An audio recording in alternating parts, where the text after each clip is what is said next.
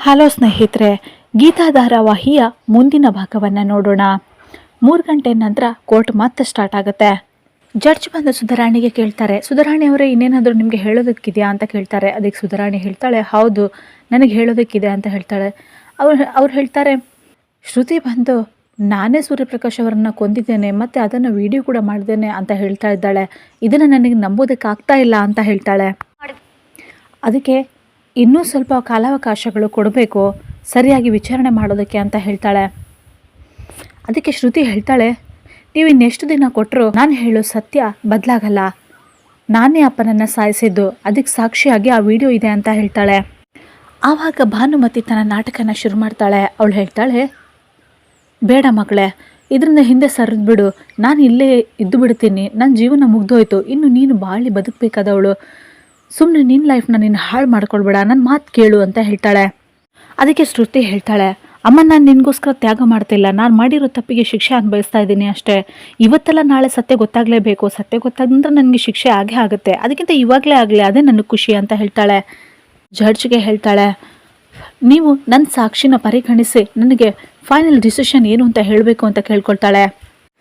Judge ಎಲ್ಲ ಸಾಕ್ಷಿಗಳನ್ನು ಪರಿಶೀಲಿಸಿ ಶ್ರುತಿ ಮಾಡಿರೋ ತಪ್ಪನ್ನು ಅವಳೇ ಒಪ್ಕೊಂಡಿರೋದ್ರಿಂದ ಅವಳಿಗೆ 7 ವರ್ಷಗಳ ಕಾಲ ಕಾರಾಗೃಹ ಶಿಕ್ಷೆಯನ್ನು ವಿಧಿಸುತ್ತೆ. ಅಷ್ಟೇ ಅಲ್ಲದೆ ಕೋರ್ಟಿಗೆ ಸುಳ್ಳು ಹೇಳಿದಂತಹ ಭಾನುಮತಿಗೆ 10,000 ದಂಡವನ್ನು ವಿಧಿಸೋದಕ್ಕೆ ಹೇಳುತ್ತೆ. ಶ್ರುತಿನ ಪೊಲೀಸ್ ಕರ್ಕೊಂಡು ಹೋಗ್ತಾರೆ. ಭಾನುಮತಿ ಓಡಿ ಬಂದು ಮಗಳನ್ನ ತಬ್ಬಿಕೊಳ್ತಾಳೆ.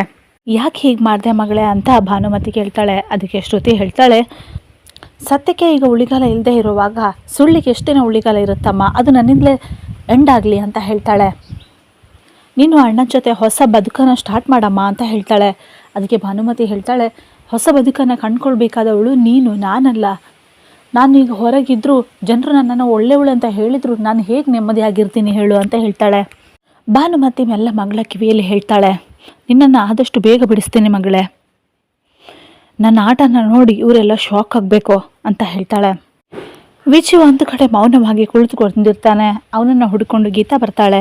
ಯಾಕೆ ವಿಜಿ ಇಲ್ಲಿ ಕೂತಿದೀಯಾ ಅಂತ ಕೇಳ್ತಾಳೆ. ಅದಕ್ಕೆ ವಿಜಯ್ ಹೇಳ್ತಾನೆ, ಇಲ್ಲಿ ಏನು ನಡೀತಿದೆ ಅಂತಲೇ ನನಗೆ ಗೊತ್ತಾಗ್ತಾ ಇಲ್ಲ, ಪರಿಸ್ಥಿತಿ ಎಲ್ಲಿ ಹೋಯ್ತು ನೋಡು ಅಂತ ಕೇಳ್ತಾನೆ. ಅದೇ ಗೀತಾ ಕೂಡ ಅದನ್ನೇ ಹೇಳ್ತಾಳೆ, ನನಗೂ ಅದೇ ಅರ್ಥ ಆಗ್ತಿಲ್ಲ ವಿಜಯ್ ಅಂತ.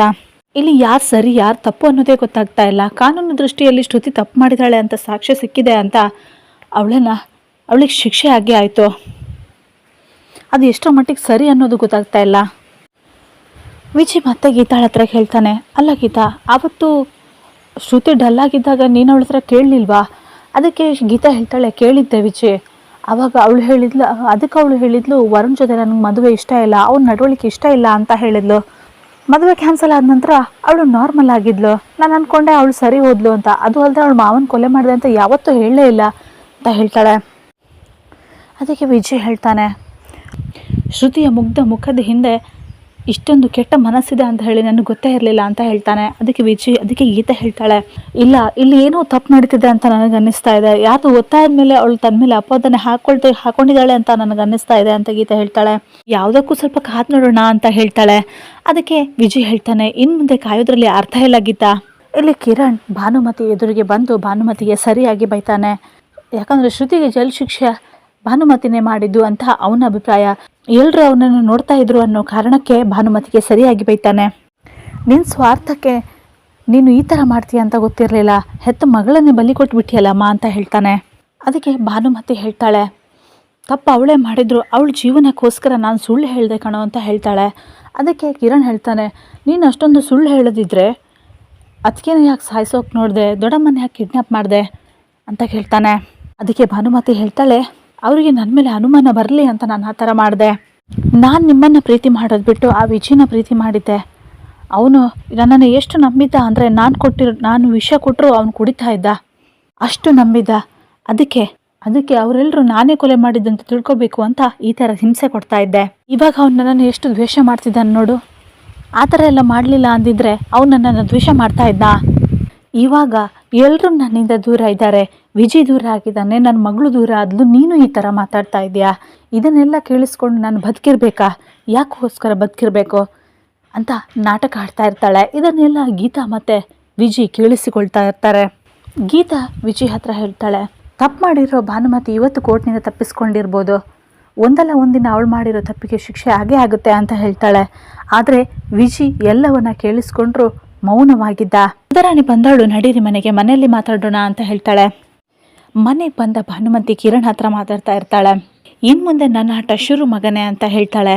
ಅದಕ್ಕೆ ಕಿರಣ್ ಹೇಳ್ತಾನೆ, ನಿಮಗೆ ಗಲ್ಲು ಶಿಕ್ಷೆ ಆಗುತ್ತೆ, ಜೀವಾವಧಿ ಶಿಕ್ಷೆ ಆಗುತ್ತೆ ಅಂತ ಅಂದ್ಕೊಂಡಿರೋರಿಗೆ ನಿರಾಶೆ ಆಗಿರಬೇಕು ಪಾಪ. ನಾನು ನಿಮ್ಮ ಬಗ್ಗೆ ಕೆಟ್ಟದಾಗಿ ಅವ್ರ ಎದುರಿಗೆ ಮಾತಾಡಿದ್ದಕ್ಕೆ ಕ್ಷಮೆ ಇರಲಿ ಅಮ್ಮ ಅಂತ ಸಾರಿ ಕೇಳ್ತಾನೆ. ನನ್ನನ್ನು ಹೊರಗೆ ಕಳಿಸಿ ತಾನು ಶಿಕ್ಷೆ ಅನುಭವಿಸ್ತಿರೋ ನನ್ನ ಮಗಳನ್ನು ಆದಷ್ಟು ಬೇಗ ಜೈಲಿನಿಂದ ಬಿಡಿಸ್ಬೇಕು. ಆಮೇಲೆ ನಾವು ಮೂವರು ಖುಷಿಯಾಗಿರ್ಬೋದು. ಇನ್ನು ಮುಂದೆ ನಾನು ನನ್ನ ಆಟನ ಶುರು ಮಾಡ್ತೇನೆ ಅಂತ ಹೇಳ್ತಾಳೆ. ಮನೆಗೆ ಬಂದಾಗ ಸತ್ಯ ತಿಳಿದಂತಹ ಶೇಖರ್ ಮತ್ತು ಚಂದ್ರಿಕಾಗೆ ಬೇಜಾರಾಗುತ್ತೆ. ಯಾಕಂದರೆ ಭಾನುಮತಿಗೆ ಶಿಕ್ಷೆ ಆಗಲಿಲ್ವಲ್ಲ ಅಂತ. ಸುಧಾರಾಣಿ ಹೇಳ್ತಾಳೆ, ಪಾಪ ಆ ಶ್ರುತಿ ಒಬ್ಳು ಪಾಪಿನ ಬಚಾವ್ ಮಾಡೋದಕ್ಕೋಸ್ಕರ ಮಾಡದಿರೋ ತಪ್ಪನ್ನು ತನ್ನ ಮೇಲೆ ಹಾಕೊಂಡಿದ್ದಾಳೆ. ಇವರೆಲ್ಲರ ಮಾತುಗಳನ್ನು ವಿಜಯ್ ಮೌನದಿಂದಲೇ ಕೇಳಿಸಿಕೊಳ್ತಾ ಇದ್ದ.